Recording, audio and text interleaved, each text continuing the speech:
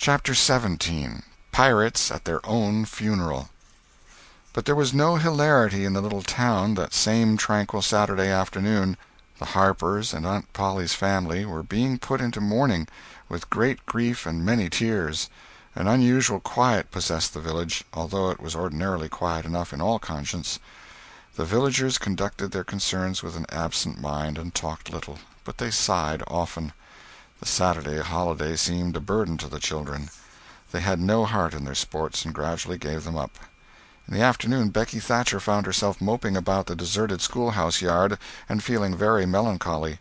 But she found nothing there to comfort her.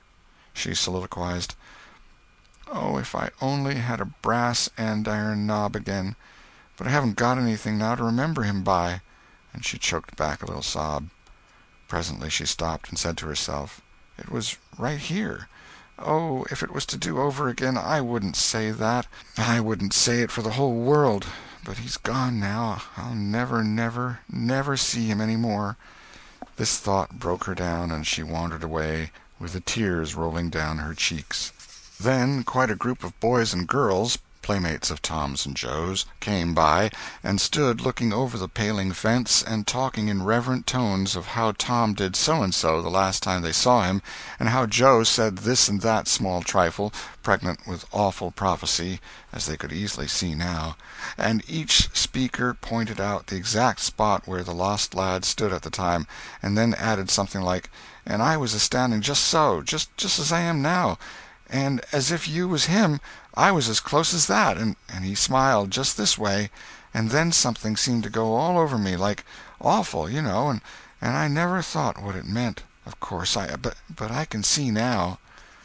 Then there was a dispute about who saw the dead boys last in life, and many claimed that dismal distinction, and offered evidences, more or less tampered with by the witness.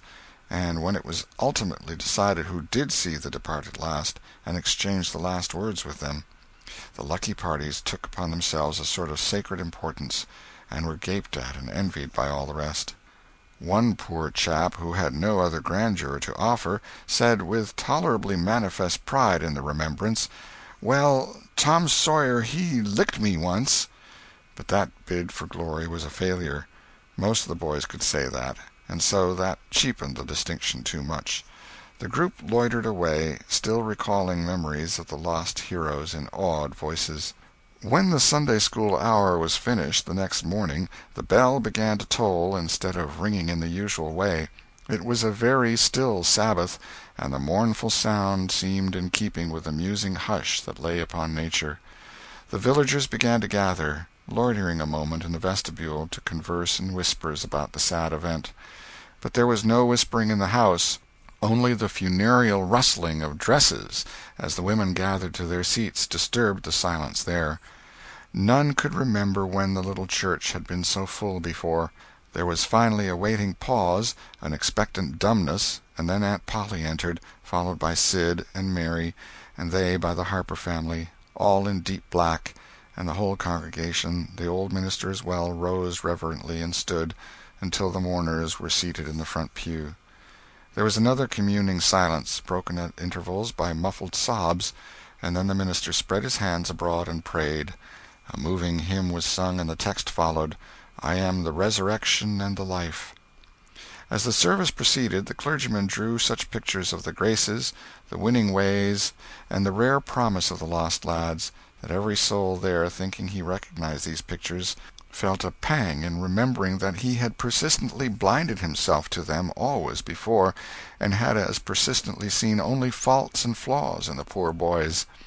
The minister related many a touching incident in the lives of the departed, too, which illustrated their sweet, generous natures, and the people could easily see now how noble and beautiful those episodes were, and remembered with grief that at the time they occurred they had seemed rank rascalities, well deserving of the cowhide.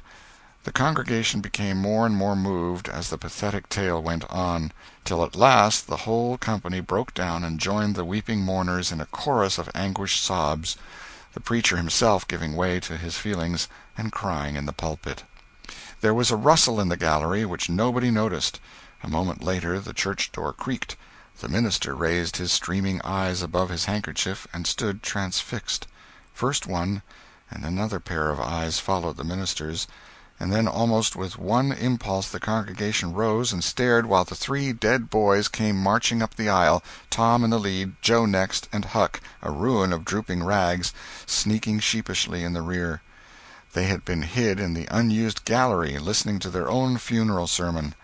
Aunt Polly, Mary, and the Harpers threw themselves upon their restored ones, smothered them with kisses, and poured out thanksgivings, while poor Huck stood abashed and uncomfortable, not knowing exactly what to do or where to hide from so many unwelcoming eyes. He wavered and started to slink away, but Tom seized him and said, "Aunt Polly, it ain't fair. Somebody's got to be glad to see Huck." "And so they shall. I'm glad to see him, poor motherless thing." And the loving attentions Aunt Polly lavished upon him were the one thing capable of making him more uncomfortable than he was before. Suddenly the minister shouted at the top of his voice, "Praise God, from whom all blessings flow! Sing, and put your hearts in it!" And they did. Old Hundred swelled up with a triumphant burst, and while it shook the rafters, Tom Sawyer the pirate looked around upon the envying juveniles about him, and confessed in his heart that this was the proudest moment of his life. As the souled congregation trooped out, they said they would almost be willing to be made ridiculous again to hear Old Hundred sung like that once more. Tom got more cuffs and kisses that day, according to Aunt Polly's varying moods, than he had earned before in a year, and he hardly knew which expressed the most gratefulness to God and affection for himself. End of chapter 17.